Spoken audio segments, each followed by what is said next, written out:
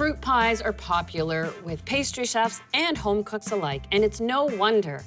Those layers of flaky pastry above and below a delicious fruit filling, oh, who could resist?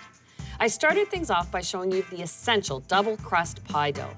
But now it's time for the showstopper, a beautiful blueberry lattice top pie. The technique is in the weaving of that top crust.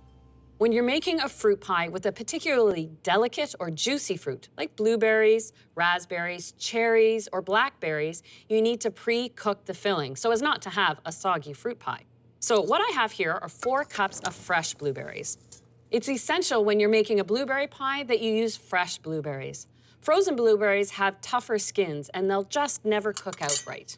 So to my fresh blueberries, I'll add a cup of sugar and I'll turn on the heat just to a gentle simmer. Something I like to add to my cooked blueberry filling is a grated apple. The pectin within the apple helps to set the filling.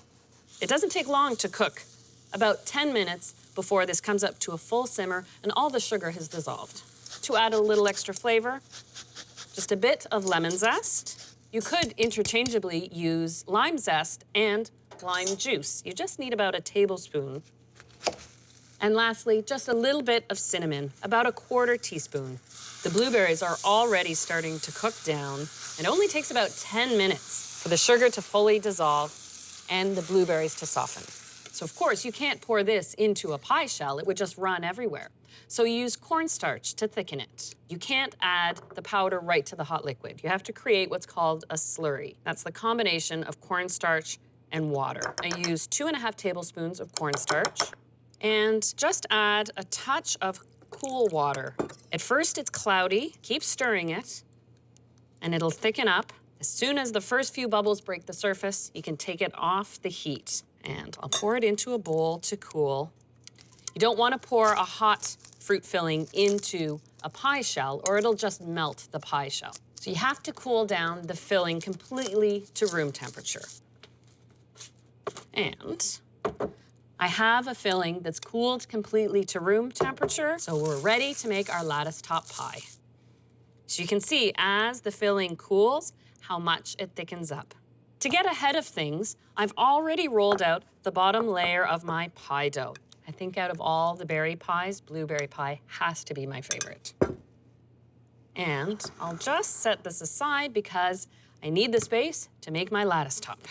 This one I want to shape into a square because I have to cut out those lattice strips. When rolling out your top crust for a lattice top, roll it a little thinner than the bottom crust because they are going to be woven on top of each other. So this is closer to 1/8 of an inch. To cut my lattice strips, I'm going to use a pastry cutter. This is a professional accordion pastry cutter. Of course, you can use a single pastry cutter and a ruler to get the straight lines. I'm going for a strip that's about 1/2 inch across. You want to make sure you have anywhere from 12 to 18 of the strips. And I do the weaving right on top of the pie. So I'll set 8 strips, just all going in one direction, about the same width as the strip itself. Every other strip you pull backwards, about halfway down the pie, and set it down on itself. Now you take a strip, place it on perpendicular, and fold those pieces right back over top. Now you take the alternating strips and pull those, stopping where you laid this one across. And then just keep repeating. You don't need a fancy fluted edge to distract you from the beautiful lattice top. So I press gently on the sides to fuse the lattice top to that bottom crust. I'm gonna lift the pie and take a paring knife, hold the pie up, and in a downward motion, trim off any excess. So a little bit of that egg wash, and I brush around the outside and then along each of the woven strips. The finishing touch, a little sprinkle of that coarse turbinado sugar onto a baking tray and into the hot oven, 400 degrees for that 10 minutes to get that bottom crust cooking. Then I'll turn down the oven to 375, and this pie takes another 40 minutes for it to brown evenly on top.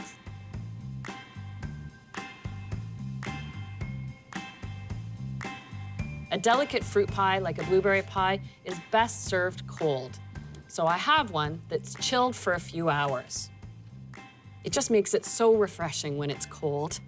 I love how the lattice work, because it's woven this way, stays in place as it bakes.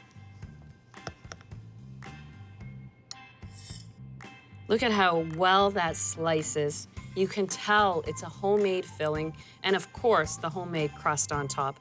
This is really a fresh fruit pie to be proud of.